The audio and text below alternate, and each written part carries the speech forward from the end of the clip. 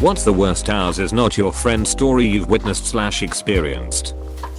Ours ordered me to downgrade my 3 excellent employee reviews to satisfactory because management didn't recognize their names. I got written up for telling my employees this. Ours denied that they told me anything, even though I had the emails from them documenting it. Totally worth it. My employees were excellent and got the raises they deserved. I saw a similar situation. The company has a policy where 10% of the workers had to get bad performance reviews, which meant no raise that year. What the company didn't take into account is that some teams are small and hyper specialized. You can imagine what happened next. A bunch of crucial employees quit and that policy was cancelled, but the damage was done. Edit. Wow, people really enjoy corporate incompetence. Let me tell you another. The company has a policy that limits an intern to 5 years. I started there somewhere during my bachelor's and now near the end of my master's. It took over 5 years, so now they are letting me go. My boss doesn't want to let me go and his boss doesn't want to let me go. But you can't argue with corporate. I fight this every year. Their argument is that part of the job should be going above and beyond the call of duty, so when people do a good job, that's technically satisfactory work which warrants the same merit increase as everybody else. When I ask what the metrics are for exemplary work, they straight up told me that executive leadership isn't allowing any exemplary ratings this year and that generally nobody should be able to get an exemplary rating. My counter is that hard work should be rewarded to encourage further hard work, and ask if they want to send a message that the company is only willing to encourage the bare minimum. Yes, that's what we'd prefer. The 3-point scale should just be a 2-point scale. Nobody should get a 3. Ain't that some shit? I went to ours to report that my team's manager was illegally shorting all of our paychecks. HR's response was to adopt a new company-wide policy addressing the paycheck issue and back paying most people for a certain amount, and also to frame me for work avoidance. Ours and it disabled part of my login account to a tool we used, and then fired me a few months later after failing to fix the problem and allowing me to actually do my job. They tried to deny my unemployment claim afterward. Told the unemployment rep that they had logs showing that I did something to break the tool I don't even have access to break in the first place. They also didn't think to disable my email access in a timely manner, so I was able to back up all my emails with it documenting exactly what went down. Unemployment approved my claim and hit them with a major penalty to their insurance. Ours hired consultants to run moral building employee input sessions, basically saying we are not from the company. You can tell us all the things you don't like about working here and would like to see changed, and we'll put it all into a report for management. Don't worry, everything is anonymous. We just need material for our report, and you guys get to have your say in improving things around here. Apostrophe. Turns out ours and the consultants recorded all the sessions and played the highlights for management. People were disciplined for criticizing the company or their immediate superiors, and any shred of faith or trust in management that the employees may have had was instantly incinerated. Managers now complain that they don't know what's going on in their teams because nobody tells them anything. I wonder why. Reminds me my last company. Ours sent out an anonymous survey in doc file by email, and we should have replied back with filled blanks. We figured out it's not really anonymous, as who sent it would literally be written in from. So we filled the forms on the same machine and sent all them in single email. And ours was like, wait, you can't do that. By anonymous I meant I will not tell boss and just aggregate data for them. Can't say it inspired lots of trust. I used to conduct the annual survey for it for a medium-sized company. I could have identified the individuals. That's how you are able to do the reminders. However, knowing management, the first thing I did when the survey closed was delete the unique key that could tie back to any single person. I never saved a version with keys on company servers. I also set minimum group sizes for data sharing, so they couldn't narrow down responses so far as to pick out individuals. Paranoid? Maybe. But we got great, honest feedback year after year. Luckily the exec I was working with also followed through with concrete plans and tracking back to the results. Wish it was the norm. I worked at a smallish company that grew big enough to hire a hour person. Her office was down from mine, so in the mornings I'd swing by and say hi. That turned into grabbing a cup of coffee she had just made, the into having a pastry, and talking about life. I found that if I mentioned someone's name in passing, a few minutes later she would spill the beans about that person's life, what work issues they had, health issues, family issues, etc. I learned really quick any issues I had not to take them to her. She made it like 6 months before she got fired. I asked my boss for a desk phone with a speakerphone function because sometimes I needed at work to conference people on the phone with people in my office. We had these old yellow phones. So he told me to make a request to him and CC our office manager, and he'd send it to the hour department of our region via email. So I put forth a nice email outlining what I'm requesting and why I need it for HR's request. My office manager replies all and asks ours per Lazarus 870 request. Should I order the phone through the same channels I have used before, or is there a new policy? Ours responded livid. She demanded to know why I needed this phone. It was in the email. And then accused my office manager of going behind HR's back in ordering phones before without approval. My office manager told my boss, who called ours and chewed her out, and I could hear yelling. My boss came out of his office and yelled at me, "See what you've caused!" exclamation mark.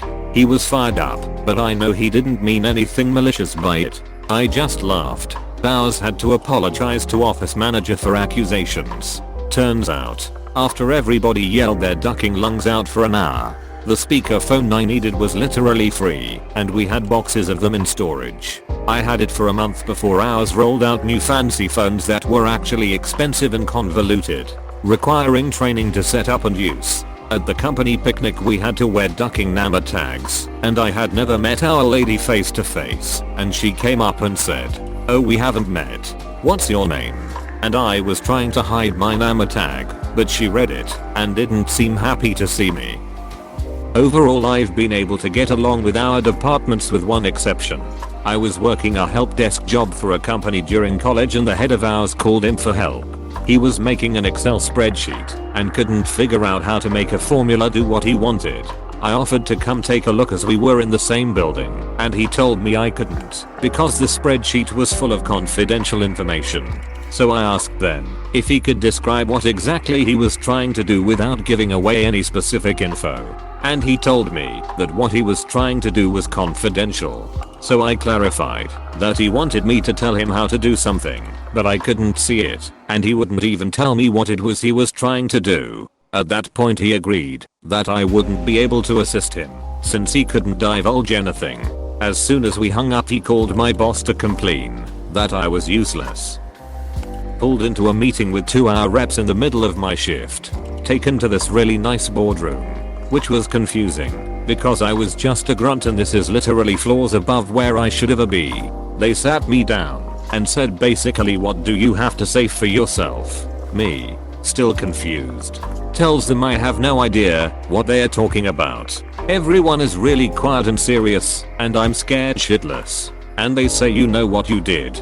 This is cause for termination." Blah blah. I'm literally thinking this is really excessive for being a few minutes late sometimes. I insist I don't know what's going on. One of them maybe realized something was wrong and flips open a file and says, "You're XX right." Turns out they got me mixed up with someone else who has the same name. On the elevator, right down by myself, I was still sweating. Don't know what that other person did, but man, ours does not play. The HR/payroll manager at a small hospital I worked at had a bad habit of not paying out the sign-on bonus that was paid out incrementally in 3 payments through the course of a year, and sign-on bonuses for picking up extra shifts. After repeated requests to be belatedly compensated, I took it to corporate, who addressed my issue immediately. A couple weeks later I was terminated on what amounted to a technicality where I forget my badge one shift and my relief was late to take over sitting with a patient, causing me to receive more points against me than if I had called out for that shift. When I was called in to receive my notification, the director of nursing was shocked, but ultimately not much she could do.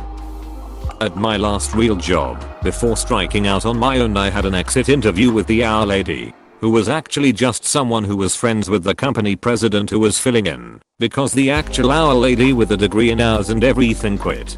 A lot of people at this place quit.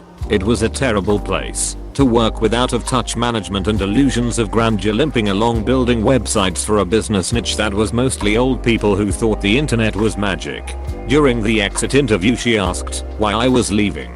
I told her I liked my coworkers a lot, but hated the company. She got this exasperated look and got genuinely upset and told me that she'd been getting that same line from everybody else who quit and had their exit interview recently. It boggled my mind that they could hear the same thing over and over again from so many people putting in their time until they could go on to something better and not stop to think they should change something. It boggled my mind that they could hear the same thing over and over again from so many people putting in their time until they could go on to something better and not stop to think they should change something. It's not a defect, it's a feature. A lot of businesses don't need the best and brightest when the fairly competent and cheapest will do, as long as there's fresh meat in the job pool. What you're describing is just a great way to keep costs down. Apostrophe. In many cases it doesn't even keep the cost down, as it just shifts the money to an over-bloated hour department that has to deal with all the hirings and quitting of people. Probably the hours personnel is just looking after their own jobs by not changing anything. It's honestly cheaper to keep good employees vs having to have a robust hiring and our department and management that has to micromanage everything due to shit employees. But companies think that paying 2 people $8 an hour is cheaper than 1 person at 16. A family member worked hours at a business in an industry with high turnover. They figured out that a single minimum wage $20K a year employee cost $10,000 to train by the time everything was said and done. Yeah, but it's harder for people to see those costs as fair split up and masked by other costs or grouped up into other things. It's the same with the cost of knowledge leaving the company and time spent from everyone involved in getting new people up and running. Office survey. I put in some honest opinions of a member of my team. They were fair and honest criticisms of a system which was not working as designed. I had little contact with the system, but the whole thing seemed reasonable to me. I was, in effect, demoted for this. A position was created above me, and a colleague who was my equal was to be my manager. Position did not exist before. This happened the same week my husband died, and the management felt like shit because of the timing. But still, on my return to work, I was basically called out for criticizing the same system in a whole company meeting, and it was explained how X system should and did work, and anyone who thought it didn't work was stupid. Cut to 2 years later. Person above me quits, partly because they are scared to tell company that anything's gone wrong because of how I was treated, and they have to promote me to that position because it now exists according to the rules, and I'm the only one who can do it. Again. In a whole company meeting, they admit X system isn't working, and we are having a consultation to find out why. I laughed. I couldn't help it. I had to leave the room before it turned into hysteria. Edit. Typus. I reported sexual harassment to ours at a large international company when I was 21.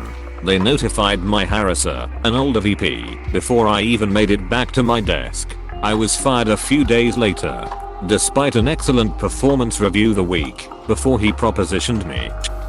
Every second Friday of the month people in my office would get drinks after work. One time it happened to fall on my birthday. Because they let me pick the bar, I figured I would just invite some friends there too to meet up with me after. Usually these drinks lasted from like 4-5:30 with my coworkers. Well, one coworker, who was generally a bit odd, stayed and sort of stuck to me and my friends. I didn't really want her there, but she couldn't take a hint, and I was 3 cocktails in. So I just gave up and didn't say anything.